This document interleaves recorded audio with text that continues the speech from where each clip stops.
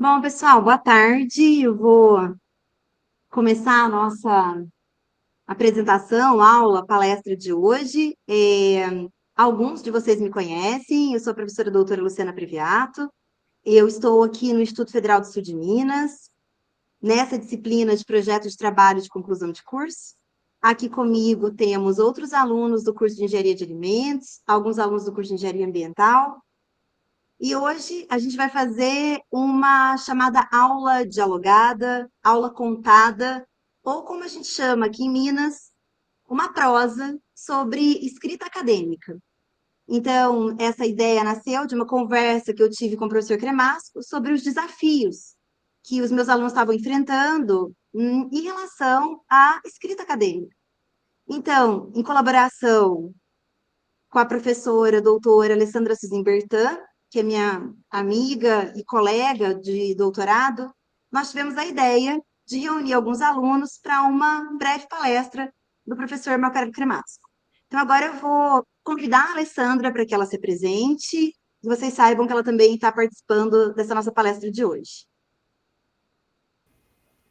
Boa tarde a todos e a todas. Eu sou a professora doutora Alessandra Suzin Bertan. Eu, então, agradeço o convite da professora Luciana para estar aqui com vocês. É uma alegria estar aqui com o professor Marco, né, e com a Luciana, nosso eterno grupo de pesquisa, né? Então, hoje a gente vai trazer um pouquinho sobre esse olhar transdisciplinar, né, sobre a escrita na engenharia. Então, eu desejo um ótimo evento para todo mundo aqui presente. Muito obrigada. Então, eu contei com a colaboração da professora Alessandra Suzin-Bertan, também contei com a colaboração do IDEA, que é o Instituto de Estudos Avançados da Unicamp, através da Thaís e do Tom. Bom, então, muito obrigada, vocês que colaboraram. Nós temos aqui conosco alunos da Universidade Federal do Amazonas, alunos da UNILA, que é a Universidade da Integração Latino-Americana, nós aqui do Instituto Federal do Sul de Minas, e também alunos da Alessandra, que são da Universidade Tecnológica Federal do Paraná. Bom, vou apresentar um pouco sobre o nosso convidado de hoje, que é o professor Marco Aurélio Cremasco. O professor, pode aparecer, professor, por favor?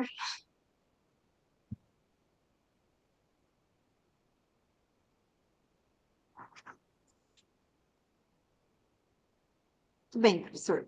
Bom, então, professor Marco Aurélio Cremasco é professor titular da Faculdade de Engenharia Química da Unicamp. Ele é autor de livros técnicos que muitos de vocês conhecem ou conhecerão ao longo da graduação de vocês.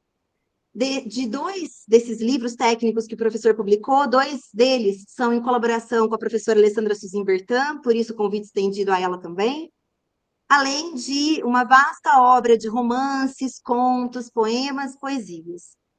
Bom, professor também tem premiações literárias. Para mim, durante anos, ele foi uma foto nos livros de operações unitárias e fenômenos de transporte. Em um determinado momento da minha carreira acadêmica, eu tive a oportunidade de tê-lo conduzindo a minha tese de doutorado. E não podia ser diferente. Hoje que eu estou, no presente momento, no Instituto Federal do Sul de Minas, ele tinha que fazer parte desse capítulo da minha história acadêmica, então, por isso, eu o convidei para falar sobre escrita acadêmica. Então, agora, professor, é com você.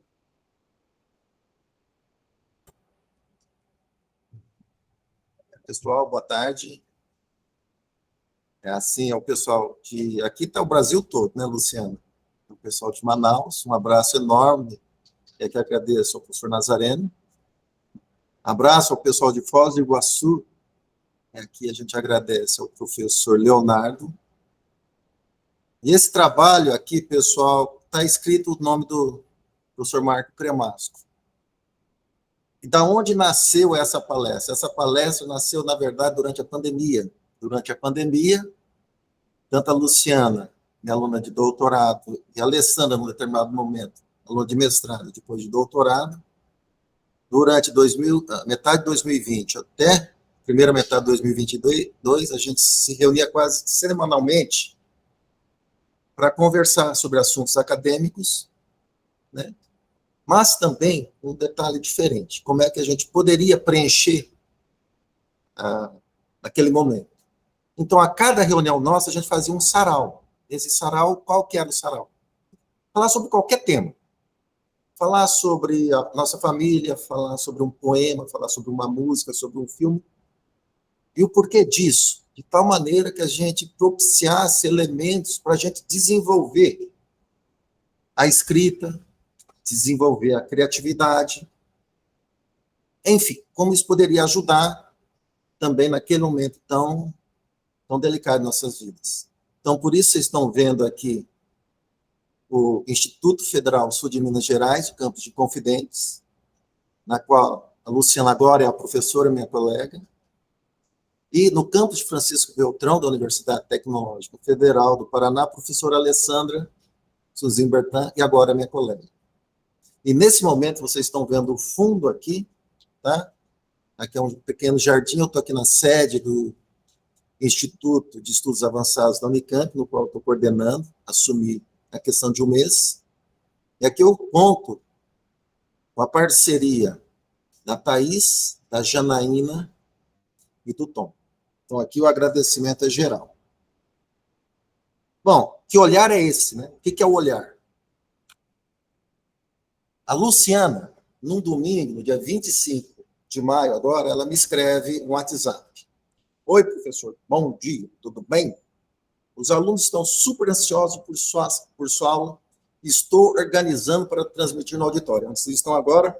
Eu respondi com essa carinha fofa do Pato Donald, mas, ao mesmo tempo, o que fazer, né? No outro dia, no alvorecer, eu olho da sacada da varanda do prédio em que eu moro, aqui em Campinas, e me deparo com essa luzinha que eu acredito ser Vênus. Eu paro e penso, caramba, o que será que existe no céu? Será que a gente pode olhar, né? E contemplar as estrelas? Daí começa a história. Hora do leite. Uma criança é levada à zona rural pela primeira vez. Anoitece. Contempla o céu como nunca havia feito.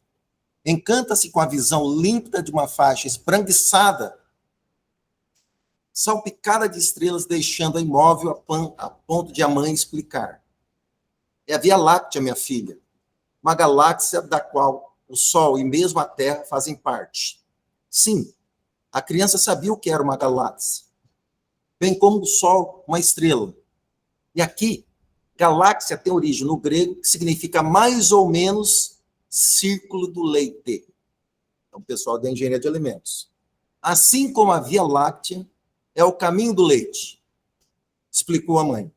Para os antigos gregos, a Via Láctea originou-se do leite derramado dos seios de Hera, mulher de Zeus.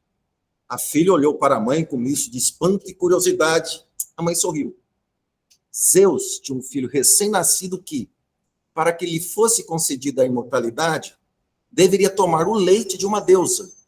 Zeus esperou Hera adormecer e levou o pequeno Heracles, o Hércules, tá? Até um dos seios de Hera para amamentá-lo. Ao leve toque dos lábios do menino, Hera despertou e retirou rispidamente a criança, despertando o leite pelo céu. É o leite de Hera que você vê. Ah, mãe.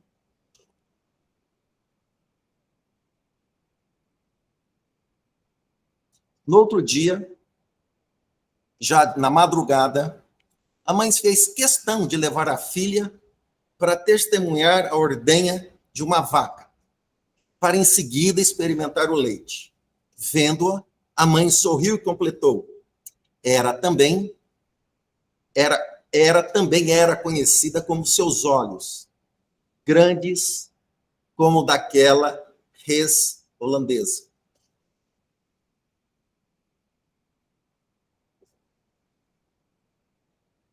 Bem, pessoal, então observem que a gente contextualizou um tema. Esse tema é o seguinte, mas o que tem a ver? Galáxia, Hera, leite. Isso é para introduzir um tema de estudo. Nesse caso, o leite. Se a gente pegar o leite, as características funcionais e nutricionais do leite, a gente percebe o quê? A questão da nutrição, a questão da engenharia de alimentos, mas dentro do leite, pessoal, existe o quê? Existem as biomoléculas, tá? Como a lactoalbumina, tá certo? E assim como até onde esse material é importante para nós. Bom, mas, tá, de novo, mas o que isso tem a ver, né?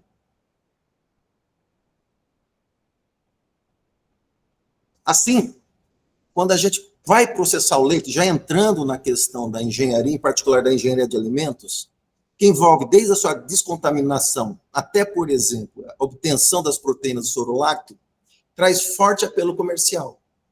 Então, observem, pessoal, que a gente pegou algo maior, galáxia, pegou o leite e está trazendo para o conhecimento, como, por exemplo, dentro da engenharia de alimentos. No caso específico, esse texto está num dos livros escrito com a Alessandra. A gente contextualizou um tema, e nesse tema a gente começa a fazer pergunta. Represente as cadeias de proteínas. Tá? A representação dessas cadeias de proteínas, pessoal, é via um código matemático. Então, observe que para a gente abordar um problema de engenharia, a gente começou a abordar matemática. E depois, calcule os coeficientes de difusão máxima. Coeficiente máxima, vocês aí, o pessoal de Francisco Beltrão, está vendo com a professora Alessandra. Tá. E daí? Quem seria aquela criança? Quem seria a mãe daquela criança? Aquela criança, aí a mãe daquela criança poderia estar num sítio chamado Dois Irmãos, tá? Como, por exemplo, representado nesse curral, tá? Nesse campo, e aqui a gente observa o quê, pessoal? Aquela reis holandesa associada à Era. Pessoal, esse sítio foi aonde a Alessandra cresceu, onde ela teve a sua infância, onde ela teve a sua adolescência, e daí ela foi se formar exatamente em Francisco Beltrão. Ou seja, quando a gente foi pensar na escrita de um livro, né, de um capítulo de livro técnico, que elementos nós lançamos mão para pensar? A nossa própria história. Reminiscências da nossa própria história para dar sentido àquilo que a gente estava escrevendo, assim como atingir as pessoas. Falar, olha, o que eu vivi na minha infância, o que eu convivo na minha infância, tá, tem a ver com o que eu estou fazendo agora. Tá? Ou seja, a gente começa a escrever a partir das nossas próprias experiências. Nesse caso específico, está aqui, olha, o sítio onde a Alessandra foi criada. E o outro capítulo desse livro, aquele livro aí, Transferência de Massa, né, volume 1. Eu não sei se vocês estão conseguindo direitinho, aí está destacado aí, pessoal, umas melancia, tá? Então, lá vai o texto. Existe um mar de melancia no meu quintal, plantada por mim. Cascas lançadas aleatoriamente, e delas sementes. Pés e pés de melancia que poderiam se estender até o calcanhar. Um riacho que corre a cerca de 100 metros da casa de meus pais. Isso é verdade, hein, gente?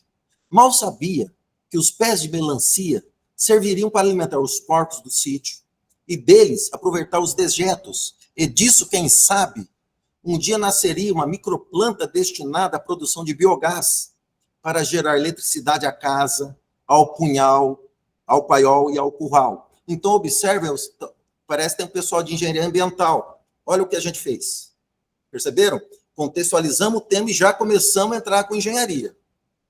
Mas não só no sítio calcanhar, mas potencializar a produção do biogás no campo, a partir de resíduos orgânicos, devido à necessidade de tratamento sanitário em áreas rurais, o aproveitamento energético, ou seja, a geração de energia, tendo em vista o elevado número de domicílios sem acesso a redes elétricas.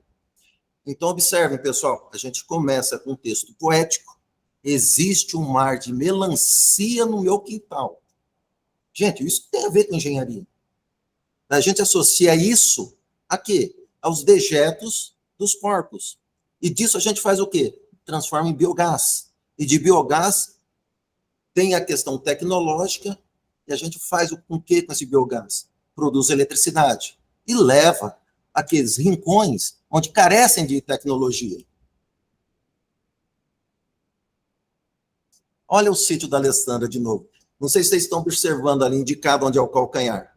Embaixo dessa figura, tem uma ilustração, pessoal, de uma planta de tratamento de água. Essa planta de tratamento de água via osmose inversa. E lá vem o texto. O desenvolvimento de uma civilização também se baseia na sua percepção sistêmica à sua volta, incluindo a sua cosmovisão. Cosmovisão, pessoal, aquela visão geral das coisas. Sobre tal aspecto, pode-se escrever que no início havia a potência de tudo por existir, inclusive o tempo. Essa potência, ao ser alocada, transubstancia-se em palavra, pacha, que nas línguas Aymara e Quechua remete ao universo, a cosmo ou a determinada época. Sobretudo, aquela associada à existência em sua plenitude, inclusive cultural. Assim, Pacha traduz, de certo modo, aquele lugar que gera vida, lugar fértil, o nosso próprio planeta Terra. E, por ser fecundo, a Mãe Terra ou a Pachamama, deusa da fertilidade. Então, notem, pessoal, que no começo da nossa conversa, quem que a gente trouxe? A gente trouxe Hera, que estava associada a leite, que está associada a alimento básico. E aqui a gente trouxe uma outra deusa, a Pachamama. Então, se vocês observarem nas duas ilustrações, na primeira, lá em cima, tem um planaltozinho, e aonde a Alessandra começou a batizar o negócio. Isso é Pachamama. Tá? E com isso, a gente pegou isso, tá legal? E jogou para dentro do livro. Então, observem, pessoal. Até agora, nós falamos em quê? Nós falamos em leite, tá? Então, a cor branca que vocês estão vendo é o leite. Bom, a gente está dentro de um sítio. Aqui está o trator do seu Idacir, pai da Alessandra. Aqui tem a água, que é do calcanhar a 100 metros, e aqui é o xixi da vaca, tá, gente? E com isso, vem o quê? A criação da capa do livro. Então, notem, pessoal, que o contexto da escrita também se transforma numa comunicação visual. E nós lançamos mão de quê? Do que está à nossa volta. Assim, se vocês observarem atrás de mim, tá? Atrás de mim tem um vidro que nos separa. Mas ele não impede da gente ver o que está acontecendo aí fora. Assim é a escrita. Tá? A escrita está aí fora. Mesmo separado por um vidro, a gente é capaz de observá-la e transformá-la numa linguagem. Então, essa linguagem, então, traduz esse sentimento. Daí a grande questão é como transformar isso para a engenharia. Com isso, como foi a concepção do livro, e para vocês entenderem como é que a gente, então, partiu para o processo de escrita. Por isso, esse olhar transdisciplinar. O que é uma abordagem transdisciplinar, pessoal? É aquela que provoca o diálogo de diferentes áreas do conhecimento. É uma discussão aberta. Tá? Por exemplo, quando a gente começou lá, né? Existe um mar de melancia no meu quintal. Bom, mar de melancia no meu quintal significa o quê, pessoal? Isso é uma prosa poética. Tá legal? Pertence a qualquer área de conhecimento. A gente está aqui no Instituto de Estudos Avançados da Unicamp. Aqui é um lugar onde se promove, pessoal, discussões amplas. Tá? Por exemplo, aqui a gente tem grupos de trabalho, nós temos uma sala de reunião aqui, onde diversos professores sentam ao redor de uma mesa, e esses professores da área da educação são médicos, são engenheiros, são matemáticos, enfim. E qual é o propósito? Como é que a gente pode discutir o conhecimento? Quando a gente trabalha com isso, tá? A gente está numa abordagem transdisciplinar. Por exemplo, aqui, o Tom é da parte de mediologia, ele é jornalista, ele tem uma formação, ele tem um mestrado em difusão científica. A Thaís é da área de comunicação, tá? A Janaína é da área de administração. Então, quando a gente senta para conversar, num tema geral, a gente está numa conversa transdisciplinar. A partir dessa conversa, cada um vai fazer o seu serviço. Tá?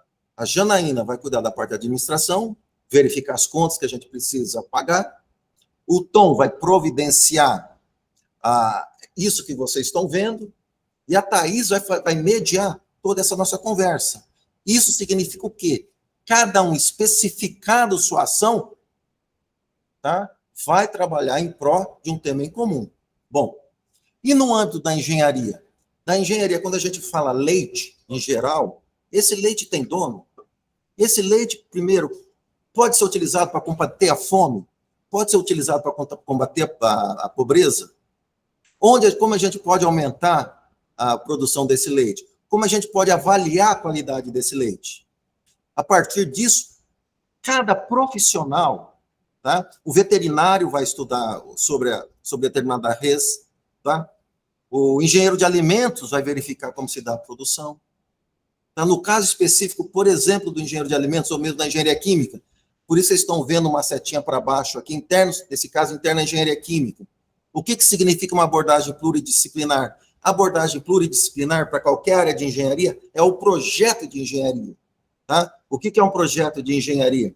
É todas aquelas disciplinas ao longo do curso que vocês fizeram, e aqui me falaram que nós temos alunos, se não me engano, aí de Francisco Beltrão, que estão no primeiro período.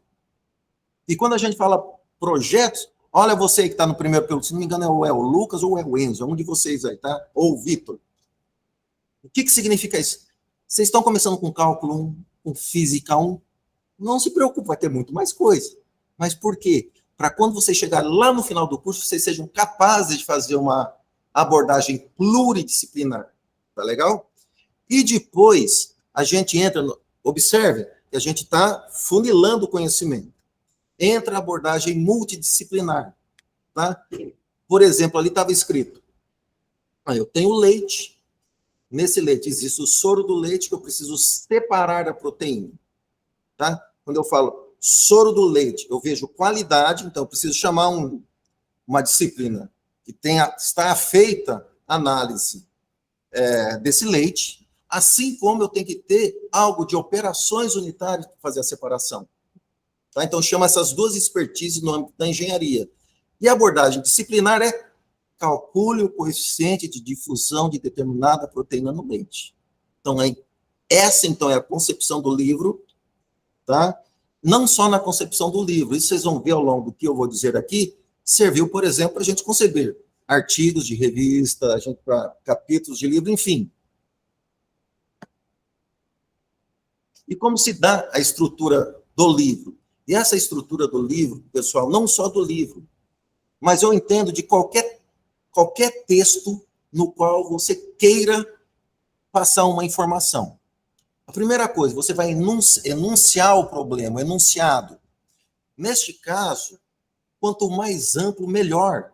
De tal maneira que você busque o diálogo entre as diferentes áreas do conhecimento.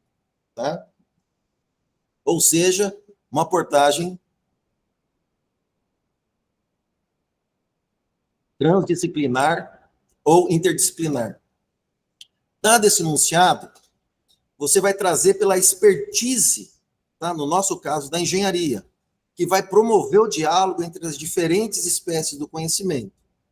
Então, nesse livro, daí a gente parte especificamente para a engenharia, fazer as continhas de engenharia, que a gente apresenta o formulário e a solução do exercício, que pode ser de uma disciplina, no caso de transferência de massa, no qual a professora Alessandra ministra aí em Francisco Beltrão, e a solução.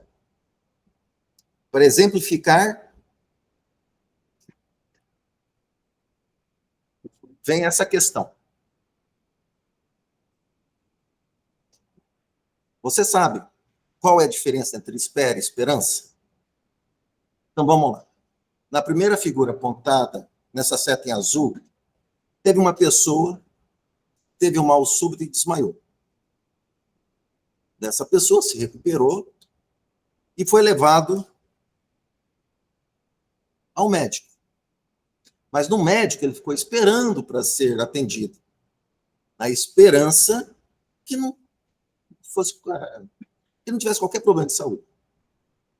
O médico pediu alguns exames, ele voltou, ele falou, olha, vou te encaminhar para um especialista. Esse especialista é um especialista em rim.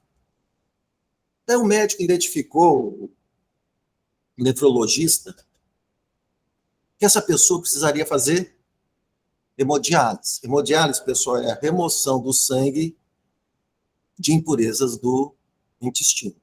Desculpa, do nosso corpo, tá?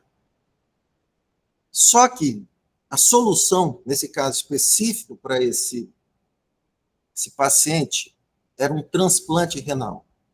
E para fazer o transplante renal, olha só, ele teve que entrar numa lista de espera, na esperança, tá, de ter a cirurgia. Aí, felizmente, teve a cirurgia. Na cirurgia, ele teve o enxerto, né, que é o nome técnico dado para o órgão transplantado. E depois disso, precisa do quê, pessoal? Precisa de fármacos, tá? E imunossupressores. Significa o quê? Para minimizar a própria rejeição do nosso organismo em relação ao órgão transplantado. E esses imunossupressores, tá? Então, nota, ele fez o transplante e ainda assim com a esperança de ter aquilo que se denomina de sobrevida. E essa sobrevida depende de um fármaco, nesse caso o tracolino. E esse fármaco, pessoal, ele é oferecido pelo SUS. E para apanhar esse fármaco no SUS, entra-se numa fila de espera, de aguardar, na esperança que tenha a disponibilização do fármaco e que esse fármaco lhe dê uma sobrevida. E o que aconteceu, pessoal, na pandemia? Então, observem nessa tela a primeira figura lá do Pará, hein? Pacientes renais vivem aflitos em tempos do novo coronavírus. No Rio de Janeiro, hemodiálise na pandemia. Lá em São Paulo e no Ceará, pandemia atrasa a fila de espera por transplantes. Em Santa Catarina, como tem sido o cuidado com pacientes hemodiálise? Pessoal, teve pacientes renais que faleceram na pandemia. Como fica, então, a questão da espera e da esperança? Como fica a contextualização da engenharia nisso? Então, quer dizer que a engenharia não tem nada a ver com essa história? Como a gente pode contribuir com isso? E a resposta, sim, a gente pode. Tá? A questão do tracolimo, como vocês podem ver nesse slide, além dele atuar na imunossupressão em transplantes de coração, fígado e rins, ele é utilizado para asmas brônquica, utilizado para doenças em pele, como, por exemplo, a psoríase, vitiligo. E aqui, olha só, a representação molecular do tracolino. Tá? E o tracolino, pessoal, é obtido via fermentação, que está representado aqui embaixo, com a biomassa Tritomyces cumbaense. Então, só nesse quadradinho tem que a gente observa. Notem que a gente tem as diversas aplicações do fármaco, a gente precisa conhecer de química da sua estrutura molecular e precisa de um conhecimento da biologia para entender, tá, como se dá o processo de obtenção desse fármaco via fermentação. Então, observem o seguinte, com isso a gente tem a necessidade de um conhecimento de diversas áreas. Tá? Num determinado momento, enquanto a discussão era transdisciplinar, começa a haver interdisciplinaridade no qual a gente traz um conhecimento para nós resolvermos o problema. Tá? E aqui, então, observem, pessoal, o texto que está aqui, se segue, que está no capítulo 25 da microfiltração, foi baseado, pessoal, na tese, na dissertação de mestrado da Alessandra. Então, aquilo que eu falei da espera e esperança há pouco para vocês, é o enunciado do problema. Ou seja, esse enunciado do problema, ele tem uma dimensão, uma discussão aberta sobre o tema. Tá? Ou seja, é uma abordagem transdisciplinar. Tá legal? E depois, a abordagem interdisciplinar significa o quê? Notem que está representado nessas duas figuras, na figura 25.2 e 25.3, tanto a representação, não é representação, são fotografias da cepa Streptomyces cubaense. E dicas de passagem, a figura B, quem tirou foto foi a professora Alessandra, tá, gente? E aqui está uma representação da catalase, ou seja, a gente pegou as outras áreas do conhecimento numa abordagem interdisciplinar.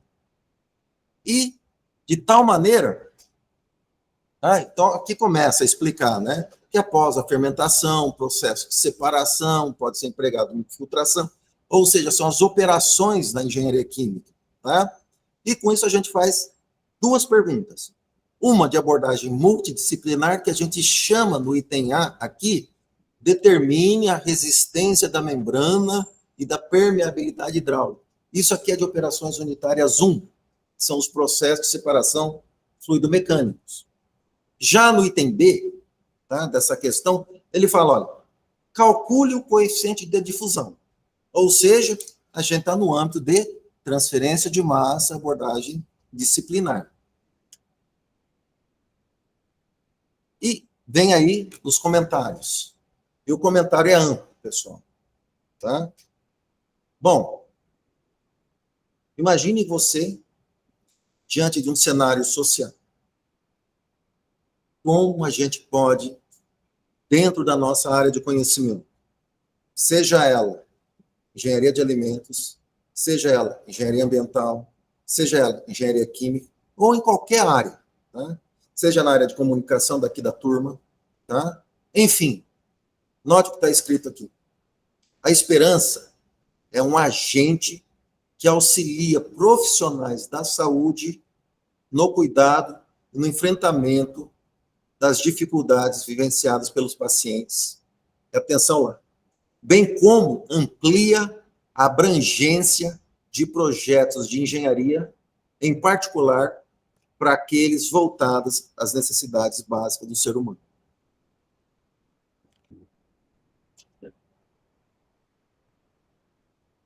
Bom, vocês viram que todas essas experiências, toda essa contextualização, a gente tomou como base questões sociais. Durante a pandemia, lembra aquela história de sarau? Da gente discutir as coisas, assim, até ponto aleatório? Uma das discussões minhas foi em relação a esse livro que está aí, chama-se O Guairá. O Guairá é um romance histórico, desenvolvido, ambientado no século XVII, na região que seria hoje o norte, o noroeste, o sudoeste do Paraná, tá? Eu retirei um trecho. Não se espantem com os termos que eu vou ler, tá, pessoal? Boa parte dele tem uma versão guarani dela. Daí vocês vão entender daqui a pouco por que disso. Jaguaquairá desvendava segredos de Andessi. Quem é Yandessi? Lembra da Pachamama? Lembra de Hera? Yandessi, pessoal, significa nossa mãe, em Guarani. Tá? Daí começa, né? O Jaguaquareí era uma espécie de um pajé, pessoal. Esta é de Pichaju, filhinhos, aquela que alivia o ar que nos abraça. Esta é Cararucuti-Potiporã, para deixar os seus cabelos negros como a noite. Esta é Mipuí-Taverá, serve para nos curar das flechas dos Porapané-Coéreo. Esta é Cararuru-Kira, que acalma as dores de cabeça oferecidos pelo Caim. Caim é o Cauim, tá, pessoal? Este cipó, o camandu, abre a visão e desperta para o que existe além da escuridão. Sinta o cheiro do cipó cati. Venham, filhinhos, venham. Aqui, olhe. Esconde a guavira, aplaca as águas que nos saem quando comemos carne podre. Xeraxaí, pejo, colher temiti. Ou seja, venha. Tá? Esta é Carió, que nos alivia do tepoti. Não importa, filhinhos. Não importa se o Juruá não nos compreende. Porque não existe boa árvore que dê mau fruto. Pessoal, Juruá é estrangeiros. Somos nós. tá? Isso foi apresentado num contexto lá dos nossos dos encontros que a gente fazia. É o que chama atenção em todos esses nomes esquisitos, pessoal. Carió, tá? É o taiuá, que ele é encontrado, é nativo no Brasil. Ele serve, pessoal, das suas raízes, é um purgativo, analgésico. Ele é bom para úlceras, furúnculos, tá? O cati, conhecido como guaco, originário aqui da América do Sul, no Brasil, é um anti-inflamatório, um antiparasitário. A guaravira é conhecida como a aroeira salsa. Aqui do sul do Brasil também. É utilizado, inclusive, para distúrbios menstruais, pessoal.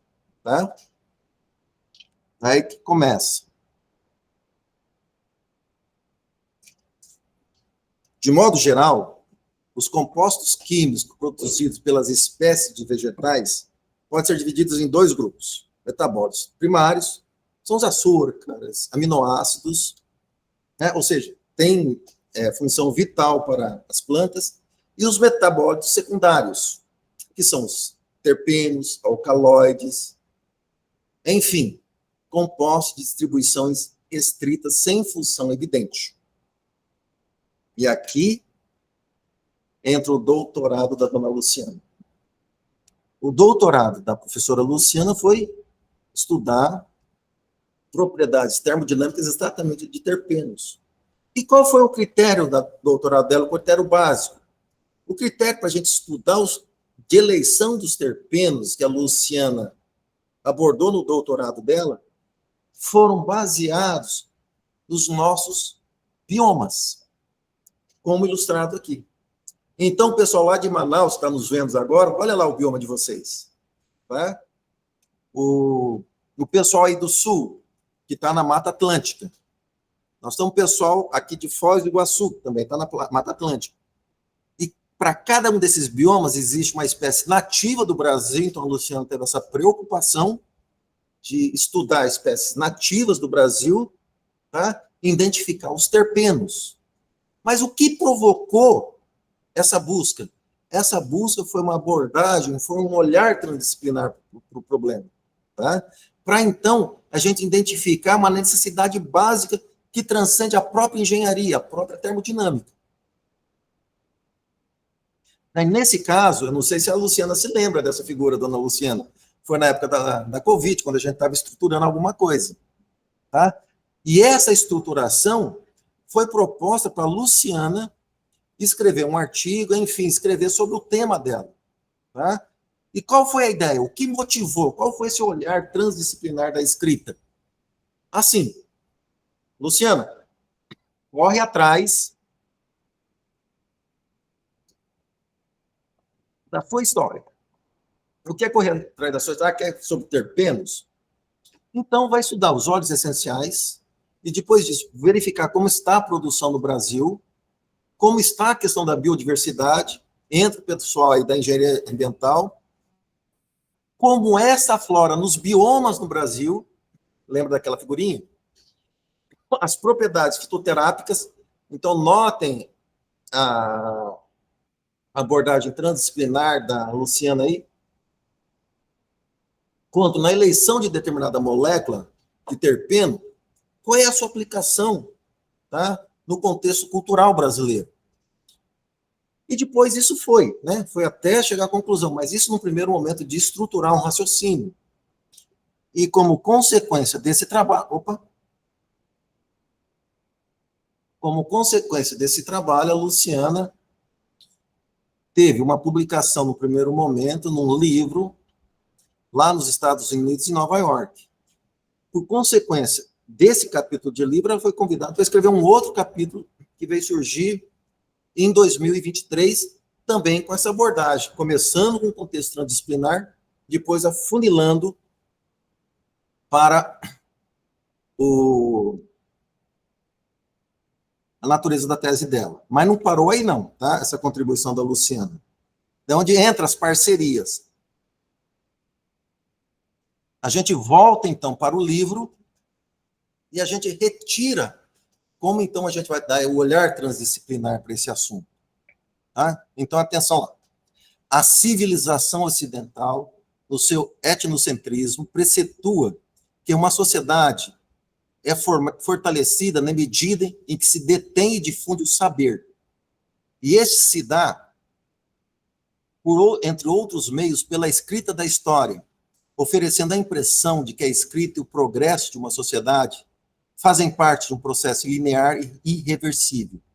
O texto, assim como os grandes monumentos, evidencia tal processo, constituindo uma tradição. Por meio dessa tradição, as sociedades que nelas não se enquadravam eram consideradas sem história e selvagens. Os Guarani, nesse contexto, são exemplos típicos, pois a sua exclusão foi decretada por diversas formas, inicialmente por uma ideia já adquirida. Nada fizeram de extraordinário antes da chegada pressuposta civilização. Olha o capítulo da Luciana aí, tá? Oriunda da Europa a partir do século XVI. A selvageria definida, então, por padrões europeus à época, até a época da chegada dos espanhóis e portugueses no território, então nomeado como Guairá, atualmente identificada a região delimitada pelos rios Paraná, Paranapanema, Tibagi, Ivaí e Iguaçu, no estado do Paraná, era combatida pela Igreja Católica e, de imediato, identificada no cotidiano dos Guarani, a nudez, o canibalismo e a poligamia. Com a chegada dessa igreja, aparecem elementos estranhos à cultura dos povos originários, a começar com a instalação da cruz e do templo, forçando os indivíduos a reorganizarem o seu território, ignorando uma espiritualidade existente e decorrente, sobretudo da manifestação da natureza. Dentre tal manifestação está Caapora ou Caipora, ou espírito da mata, que se manifesta de diversas maneiras, inclusive, pessoal, com a medicação, tá? E aqui, Luciana, é impossível não me remeter a você, tá? Com essa figura da caipora, não pela caipora. Eu fiquei sabendo que a professora Luciana, ela tem uma motona de 950, e ela aparece aí, em capacete, com moto. Olha a moto dela aí, pessoal, é o Cureru. Tá vendo, dona Luciana? E ela é ruiva, tá, gente? Ah, mas os terpenos estão aonde também? Os terpenos estão no perfume. E atenção lá. Essência de flor de laranjeira. Tem hortelã de mais e óleo de rosa de menos. Atenção com o almíscar. Uma gota a mais acarreta catástrofes. Durante milênios, o ser humano utilizou incensa e mirra, alguns bálsamos, óleos e ervas ressequidas para perfumar-se. Aprendeu a extrair da erva flores e madeiras por meio de vapor d'água, o princípio aromático em forma de óleo etéreo. Seria necessário ir além da destilação. Lembra aquela história do processo de separação dos terpenos? Está aqui, tá? Pois era preciso ser alquimista e artesão, humanista e hortelão, assim como conhecer a época da colheita do heliótropo, o tempo de o gerano florescer, entender que a flor do jasmim deixa de perfumar ao alvorecer. Esse texto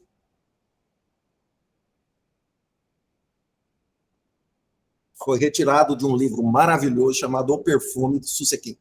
Recomendo fortemente que o leiam. Note que nesse texto, pessoal, o que o autor fez? O autor pegou termos técnicos. Aqui tem destilação, ele escreve da destilação. Ao mesmo tempo que ele fez a questão técnica. Gente, olha lá, ó, entender que a flor do jasmim deixa de perfumar no alvorecer é de derrubar qualquer elefante, da grandeza poética disso.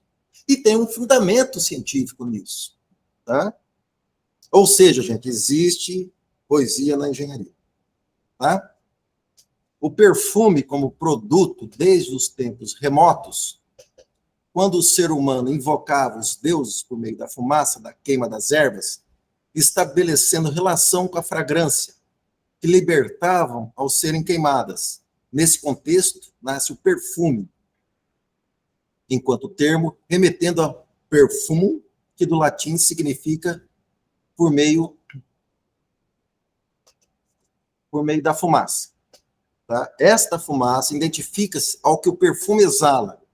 E quando um odor muito bom é percebido, apega-se àquele momento num movimento de quem sabe instintivamente procurar retê-lo, conservá-lo, guardá-lo. Parece assim com a vida. Intensa, forte, atraente, repulsiva às vezes e, sobretudo, rápida demais para o tanto que se gostaria de viver. Quem escreveu isso foi um cara chamado Carlos Vogt. Quem que é o Carlos Vogt, gente? É o idealizador do IDEA. É o idealizador deste Instituto de Estudos Avançados. Então, olha só aqui a minha equipe aqui do Instituto. E detalhe, isso aqui eu peguei numa publicação, Tom, lá do LabJOR, da onde o Tom se formou. Então, observem a questão da transdisciplinaridade, tá? Da contextualização de um tema. E depois a gente vem para as continhas de engenharia, a gente não esqueceu, não. Tá? Isto posto, obtém o valor do coeficiente de fusão do linalol. Por que o linalol, pessoal? Meninas, pense no perfume mais chique e charmoso que possa existir, independentemente do tempo. Esse aqui. Tá? Então, o linalol, para quem é fã de perfume, de fragrância, tá a essência do Chanel, pessoal. Tá? Assim. E como se põe o Chanel? Tá? Né? Eles põem assim, ó. Pega o Chanel, põe aqui aqui, um pouquinho de nada, né? Porque tem um cheiro muito forte. Olha o contato com a pele. Tá? Então tem esse charme do Chanel.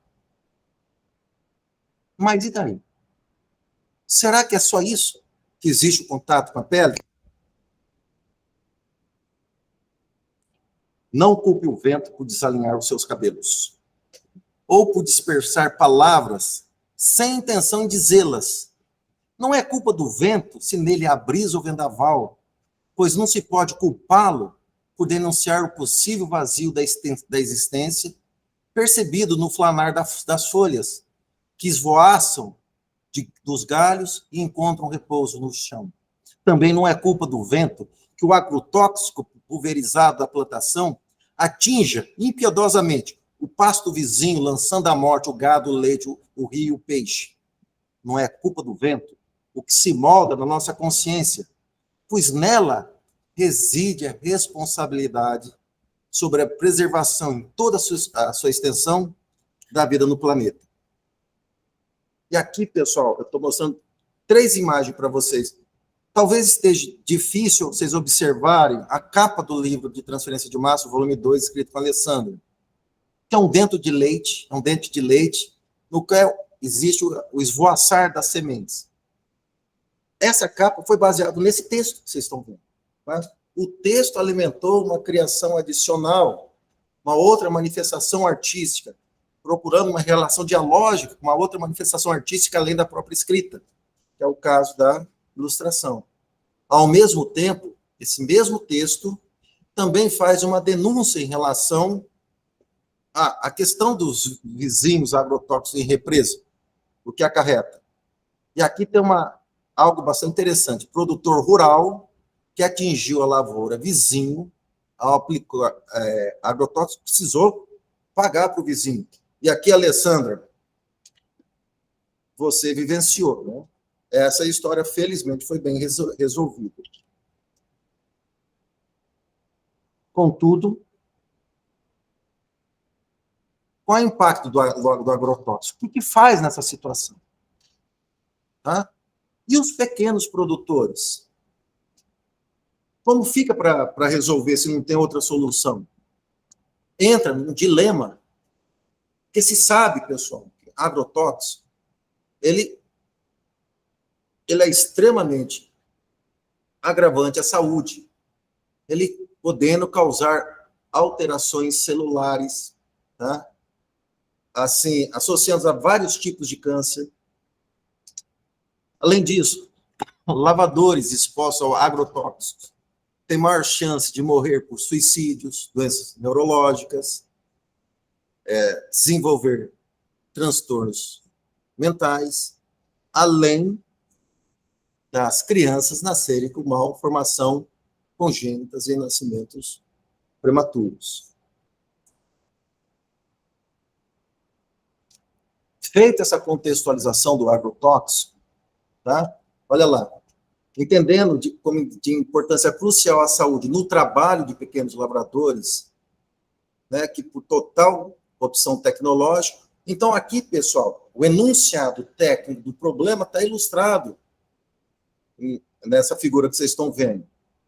Lembram a história do perfume? Do Chanel, que eu falei para pôr aqui? Posso fazer isso com agrotóxico? Não. Então, olha só, o agrotóxico precisa de luva para o agrotóxico não difundir. Olha só, do agrotóxico difunde na pele, da pele vai para o sangue, do sangue vai para as suas células, e isso causa, então, um problema, por exemplo, de câncer tá? E aqui, professora Alessandra, um texto que você desenvolveu junto aos seus alunos, questão do mercúrio. Então, aqui, pessoal, dentro dessa nossa publicação, dentro desse processo de escrita, notem que foi desde algo, né, poético, como perfume, tá? Depois começou com preocupações ambientais, tá? Com essa discussão ambiental para, então, abordar o problema técnico, ou seja, faz a conta. E, nesse caso, em particular, foi a mesma estrutura, tá? E começa-se com uma lenda grega, que é a lenda dos argonautas, que é assim, ó, Pélias, usurpador do trono da Tessália, para dar um fim ao herdeiro do reino Jasão, enviou para uma missão impossível de trazer um objeto encantado que possibilitaria riqueza e poder para quem o possuísse. O velocino de ouro. Esse velocino de ouro, o velo, referia-se à lã mágica do carneiro mítico Crisólamo, encravada em um carvalho na distância cógnita. Jasão e outros heróis, os argonautas, partiram na busca da preciosa lã, enfrentando inúmeros desafios. Mas o que a lenda grega dos argonautas tem a ver com um livro técnico? Não é? Pois bem, estudos arqueológicos revelam que, há cerca de 4.000 anos antes de Cristo, o ouro já era trabalhado na Mesopotâmia, cujas técnicas para sua extração e obtenção, assim como as formas de manipulação para a manufatura de adornos e outros objetos, foram transmitidas para as civilizações do Mediterrâneo Oriental. Está apontado nessa ilustração, logo abaixo do argonauta. Tá? Para separar o ouro do cascalho, por volta de 1300 a.C., na região do Mar Negro, que banha a Cólquida, olha a Cólquida lá do velocino de ouro, tá? Hoje, a Geórgia, a República da Geórgia, o ser humano empregava slugs, que são essa ilustração que está aqui abaixo, tá? Abaixo do navio aqui dos argonautas, pessoal. Tá? Espécie de canaleta feita de madeira coberta de lã de carneiro, cujo óleo contribuía para a separação do ouro, devido à hidrofobicidade do metal. Olha só que interessante, pessoal. Perceberam a relação de uma técnica de separação há 2.000 anos antes de Cristo, utilizando pele de cordeiro para reter o ouro, e com isso cria-se a lenda do velocino de ouro, lá dos argonautas, né? Bom, Será que está aí a origem do mito? Se a gente fazer essas comparações, pessoal, olha, pode ser que não seja, mas tem muito a ver. Mas, por outro lado, tem um lance de engenharia aí? Tem um lance de engenharia. Tem um processo de separação aí. Essa capacidade do óleo reter o quê, pessoal? O óleo reter o ouro. Então, notem, na mesma abordagem, tá? Nós pegamos uma lenda grega, tá? Pegamos uma questão da história antiga, e identificamos uma questão técnica, dentro de um princípio de engenharia. Bom, o ouro, pessoal, é notório o seu emprego ao longo da história, né?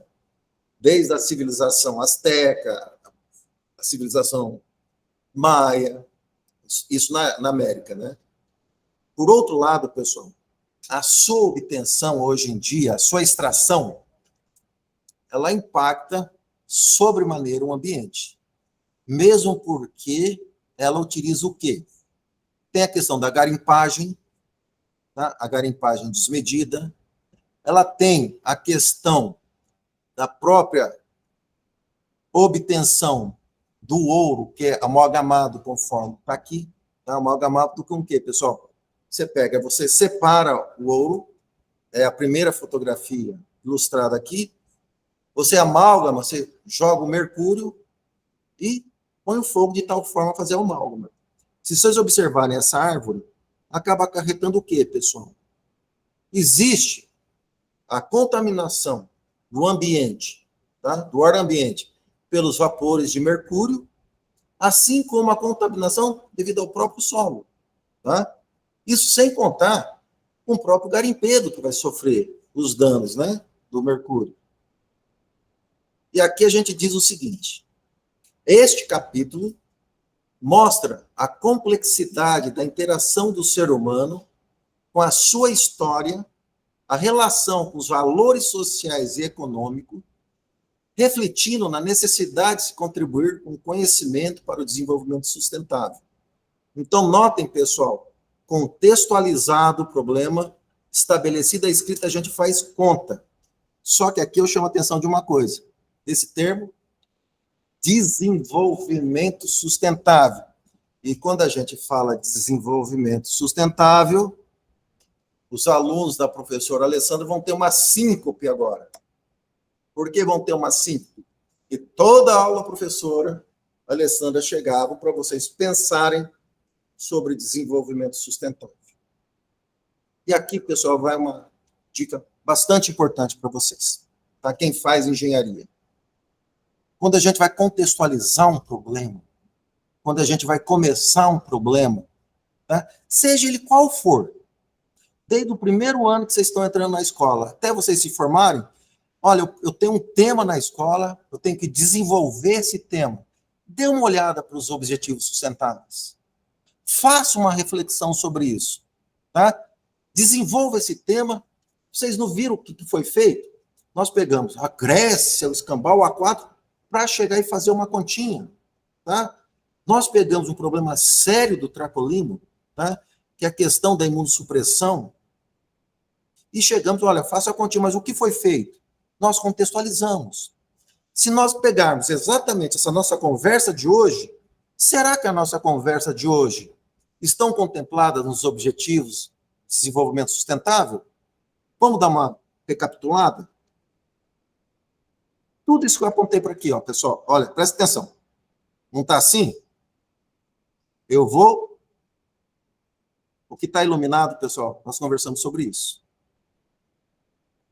Nós falamos sobre erradicação de pobreza, na medida que a gente olhou para os pequenos agricultores.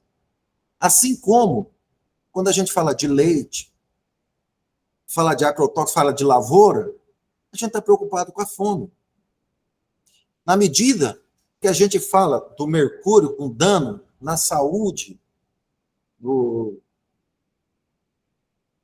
lá do minerador, e quando a gente fala do transplantado, a gente está falando da boa saúde. Tá? Quando a gente contextualiza isso, Olha só. Igualdade de gênero.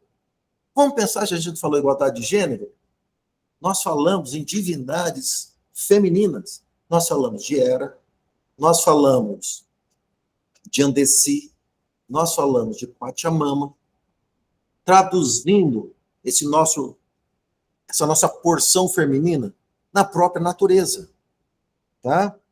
A gente falou sobre água limpa e saneamento, de algum modo.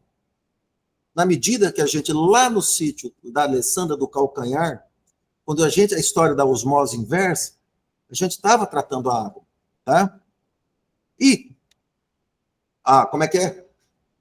Tem um mar de melancia no meu quintal. Esse mar de melancia no meu quintal foi para quê? Foi para alimentar os porcos, e dos porcos não foi para gerar resíduo e disso produzir eletricidade por intermédio do biogás. A gente está falando energia acessível. Tá? Pessoal, não esqueça que toda a engenharia, aquela história da microfiltração da Alessandra, aquilo lá gerou, tá? 4 depósitos de patentes e 2 registros de software. Ou seja, toda essa nossa conversa gerou produto de inovação tecnológica. Redução de desigualdade. Onde está a redução de desigualdade nesse nosso contexto? Lembram da cultura Guarani? Lembram daquele saber que transcende os muros da universidade? Tá? É como vocês olharem aqui, pessoal. Tá? É como se a gente está olhando lá fora. Será que a gente vai manter uma parede de vidro que nos separa? Então, na medida que a gente aborda e reconhece uma tradição originária, isso é muito presente na tese de doutorado da Luciana. Tá?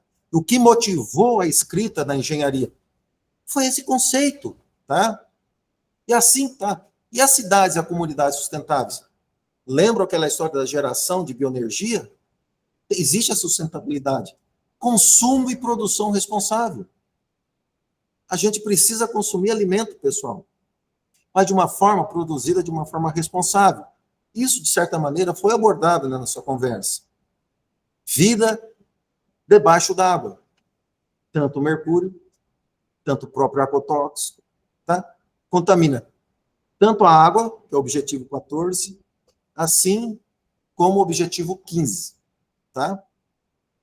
Mas está faltando um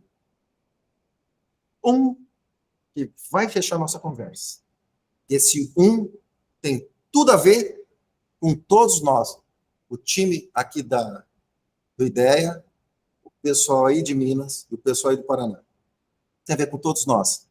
Parcerias em prol de metas. E quem nos está assistindo nesse momento está testemunhando exatamente essa parceria. Essa parceria, por intermédio da professora Luciana, lá do campus de Inconfidentes. Um grande beijo para você, professora Luciana, muito obrigado. Pela professora Alessandra, tá? Da Universidade Tecnológica Federal do Paraná, do campus de Francisco Beltrão. Um beijo para você, Alessandra. Muito obrigado por essa parceria em prol do Miotas. E a minha equipe, a Janaína, minha equipe, a Thaís, a minha equipe é o Tom. Estou dando tchau para ele, não estou nem olhando para mim. Muito obrigado a vocês. Então, vocês estão testemunhando que sim, é possível a gente fazer. E, finalmente, muito obrigado, em geral. É isso, pessoal. Um abração para vocês. Fico à disposição de dúvidas.